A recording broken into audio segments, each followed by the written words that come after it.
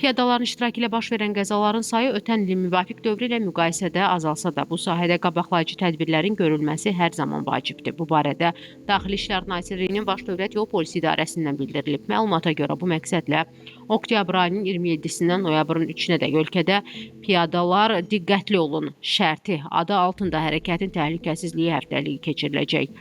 Qeyd olunub ki, tədbir çərçivəsində piyadalar tərəfindən yol hərəkəti qaydalarının pozulması hallarına qarşı nəzarət profilaktik tədbirlərlə yanaşı əhali arasında maarifləndirmə və təbliğat, təşviqat işlərinin daha da gücləndirilməsi nəzərdə tutulur. Baş Dövlət Yol Polisi İdarəsi bir daha piyadalardan yollarda ehtiyatlı olmağı xahiş edir. Eyni zamanda ictimai təsisatları, xüsusilə media subyektlərini sözü gedən tədbirə töhfə verməyə çağırır.